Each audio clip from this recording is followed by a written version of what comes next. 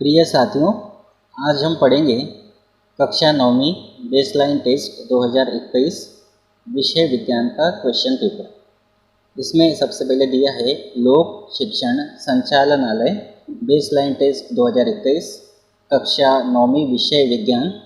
कुल अंक 40, प्राप्तांक जितने अंक आप प्राप्त करेंगे उतना यहाँ पर आएगा। दिनांक, समय 60 मिनट, छात्र छात्रा का नाम यहाँ पर, आपके स्कूल का नाम, और यहाँ कुछ नोट करके बातें दी है।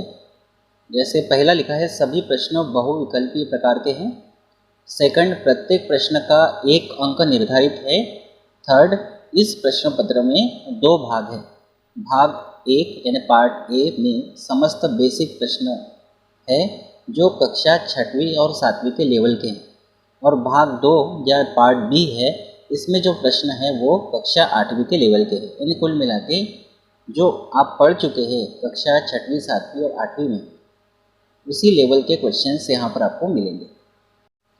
फिर अगला पॉइंट है पार्ट ए एवं पार्ट बी में पृथक पृथक 8 अंक लाने वाले विद्यार्थी ही उस भाग में उत्तीर्ण ही माने जाएंगे। मतलब पार्ट ए जो है ये है 20 अंक का, और पार्ट बी जो है ये 20 अंक का है, और इसमें अलग से आपको 8 अंक लेना है पास होने के लिए, और पार्ट बी में भी अलग से पास होने के लिए आपको 8 अंक लेना पड़ेगा, तब जाके आप पास माने जाएंगे। आगे लिखा है इनमें से आपके पास कौन सा डिजिटल संसाधन प्रतिदिन उपयोग हेतु उपलब्ध है, सही विकल्पों में टिक लगाएं। तो इन तीनों में से अगर व्हाट्सएप आपके पास डिजिटल संसाधन है तो यहाँ आप टिक लगाएंगे। अगर टीवी से आप नियमित डिजिटल संसाधन से आप अध्ययन कर रहे हैं तो आप यहाँ टिक लगाएंगे, और कोई अगर ऑप्शन नहीं है तो फिर आप यहाँ पर टिक लगाएंगे। तो इस तरह से ये 3 बॉक्स दिए हैं। अगला है फिर पार्ट ए। अब पार्ट ए में बोला है निम्नलिखित में से कौन सा भोजन का आवश्यक घटक है। पहला ऑप्शन है प्रोटीन, दूसरा है वसा, तीसरा है कार्बोहाइड्रेट। तो प्रोटीन, वसा और कार्बोहाइड्रेट ये तीनों ही भोजन के आवश्यक घटक हैं। तो हमारा आंसर होगा द उपरोक्त सभी। क्वेश्चन नंबर 2 है निम्नलिखित में से कौन सा विटामिन सूर्य के प्रकाश की उपस्थिति में बनता है। तो विटामिन डी जो है ये सूर्य के प्रकाश की उपस्थिति में बनता है। अगर सुबह सुबह हम सुबह की धूप लेते हैं तो उससे जो विटामिन हमको मिलता है वो होता है विटामिन डी। अगला है पौधों की मुख्य जड़ कहलाती। तो जो पौधे होते हैं उन पौधों की मुख्य जड़ को हम कहते हैं मूसला जड़। हालांकि कुछ पौधों की जड़ें रेशे के आकार की होती है जिससे रेशेदार जड़ भी कहते हैं, लेकिन पौधों की मुख्य जड़ हम इसका ऑप्शन देखेंगे मूसला जड़। अगला है पत्ती का वह भाग जो तने से जुड़ा रहता है क्या कहलाता है। पत्ती का ऐसा भाग जो तने से जुड़ा रहता है उसको हम कहते हैं पर्णवृत्त। अगला है निम्नलिखित में से कौन सा घटक प्रकाश संश्लेषण का आवश्यक घटक है। एक है सूर्य का प्रकाश, दूसरा है क्लोरोफिल और तीसरा है जल। तो ये तीनों ही घटक प्रकाश संश्लेषण की क्रिया के लिए आवश्यक है। तो हमारा आंसर होगा द उपरोक्त सभी। उसके बाद अगला देखेंगे पचे हुए भोजन का अवशोषण किस भाग द्वारा होता है। तो इसका आंसर है विलाई द्वारा। रक्त में से हानिकारक पदार्थों का शुद्धिकरण किस अंग द्वारा होता है। तो रक्त में से हानिकारक पदार्थों का जो शुद्धिकरण होता है वह वृक्क या किडनी या गुर्दे के द्वारा होता है। मानव शरीर का सामान्य ताप है 37 डिग्री सेल्सियस। ठीक है, यहाँ पे सेल्सियस होना चाहिए था। अगला है निम्नलिखित में से कौन सा पारदर्शी पदार्थ है। तो देखो कांच भी पारदर्शी है, जल भी पारदर्शी है और वायु भी पारदर्शी। हाँ, गत्ते का डिब्बा ये है अपारदर्शी, लेकिन बोला है कौन सा पारदर्शी पदार्थ है। तो हम इसमें ये कह सकते हैं कि और भी इसमें ऑप्शन है, ब भी इसमें ऑप्शन है और स भी इसमें ऑप्शन है। हाँ, अगर ये क्वेश्चन इस तरह से पूछा होता कि निम्नलिखित में से कौन सा पारदर्शी पदार्थ नहीं है तो हम इस पर टिक लगा सकते हैं।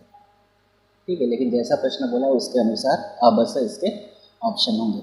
अगला है जल को जल वाष्प में परिवर्तन की प्रक्रिया क्या कहलाती है।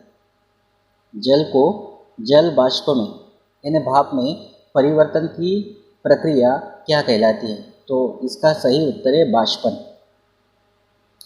अगला है ऐसा विलयन जिसमें और अधिक विलय नहीं घोला जा सकता, मतलब विलय की और अधिक मात्रा नहीं घोली जा सकती।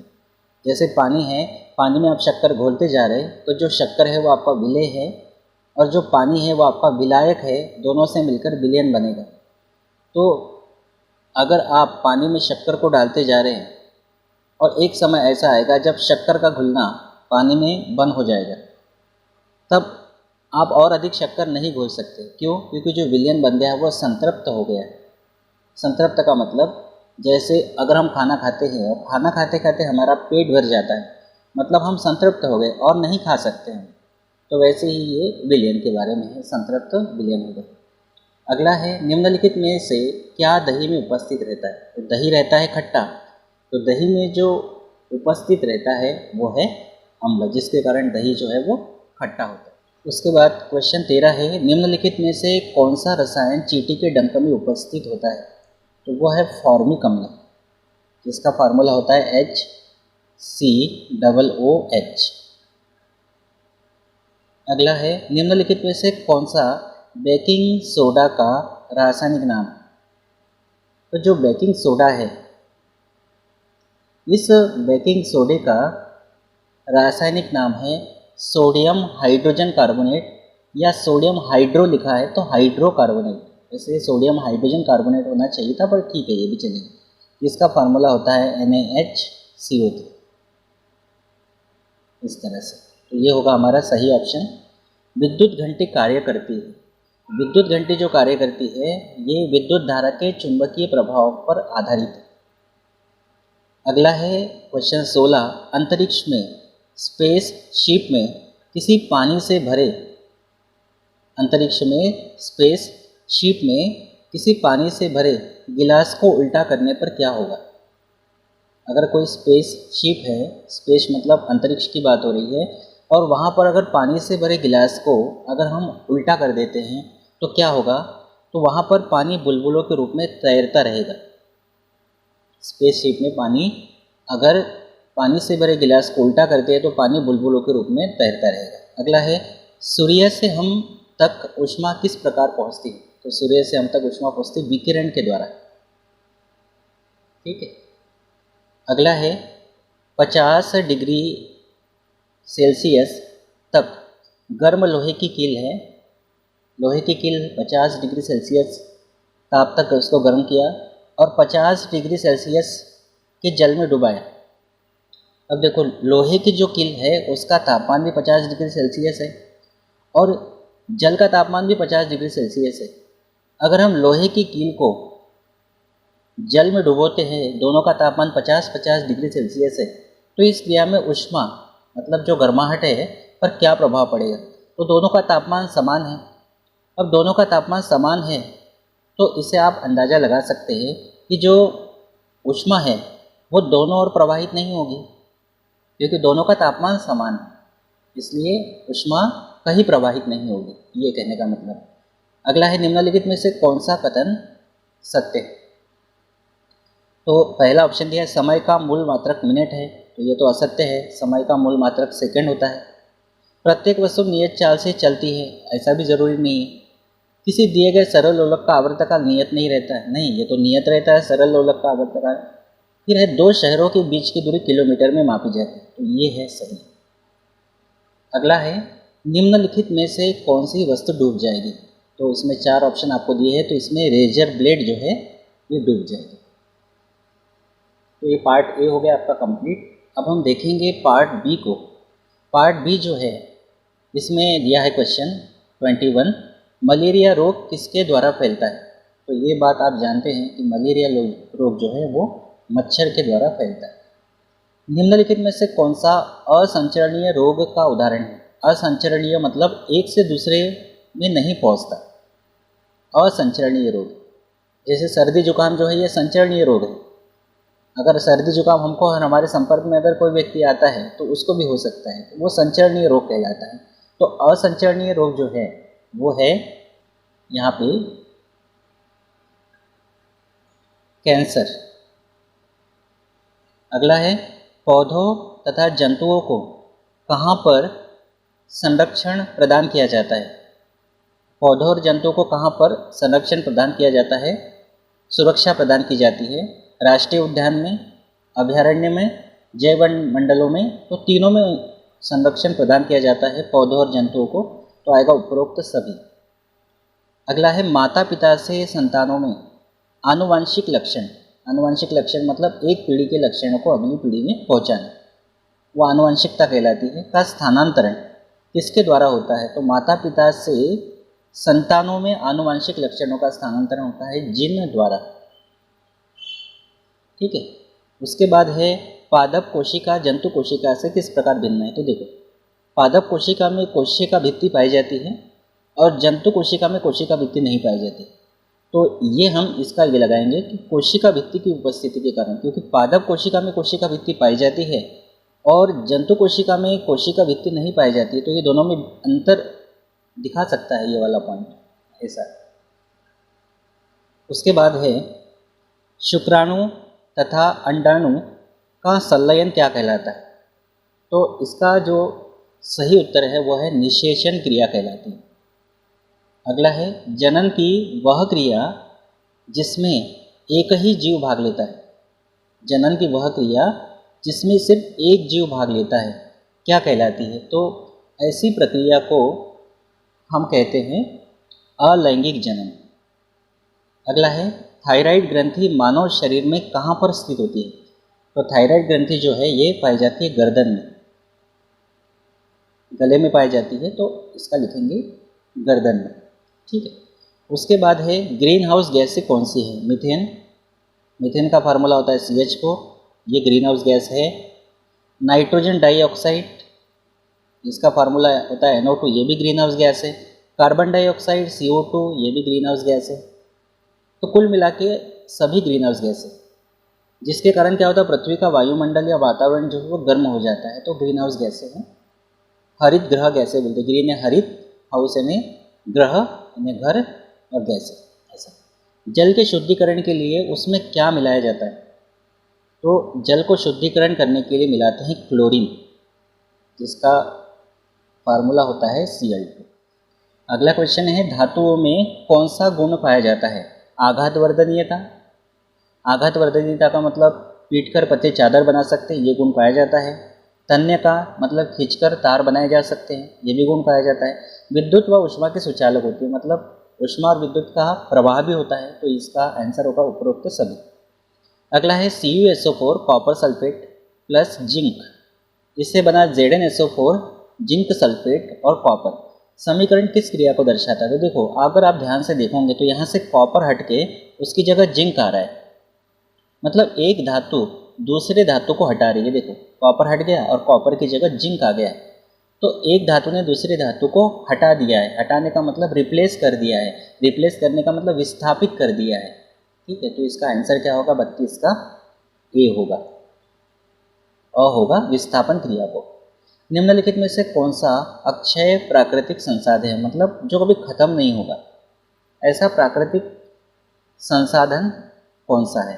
तो इसका सही आंसर है वन, ये एक अक्षय प्राकृतिक संसाधन है। अगला है निम्नलिखित में से किसका घरों में ईंधन के रूप में प्रयोग होता है। तो ईंधन के रूप में उपयोग में आने वाला मतलब कौन से ऑप्शन है इसमें से, या कौन सी चीज़ है जिसका उपयोग घरों में ईंधन के रूप में किया जाता है।